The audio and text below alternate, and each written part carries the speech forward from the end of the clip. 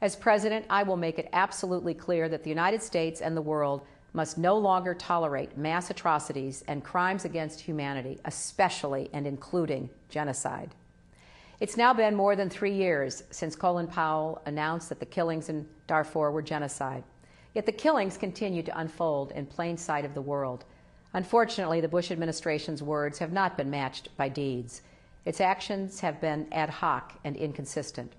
The administration's envoy for Darfur doesn't even work full-time. What we need now is strong American leadership so that the government of Sudan understands that it can no longer carry out these atrocities with impunity. As a senator, I have made addressing the genocide in Darfur a priority.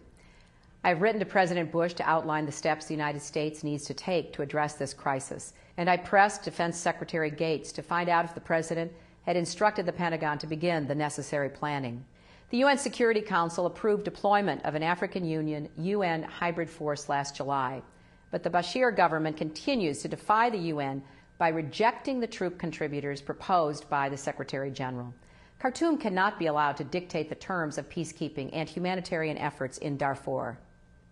We need to raise this issue directly with China, which has a lot of leverage on Khartoum and has been the main obstacle to strong Security Council action. That's especially important to do before the Beijing Olympics. That is when we have the most leverage, and that is what I would be pressing.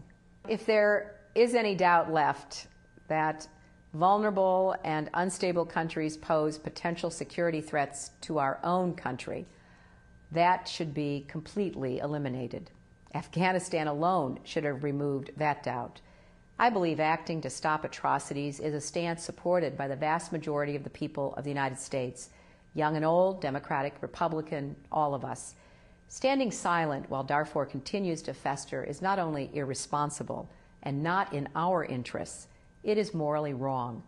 And that is why I believe we have seen the mobilization of a diverse coalition of Americans on behalf of Darfur. I thank you, and I urge you to keep making sure your voices are heard.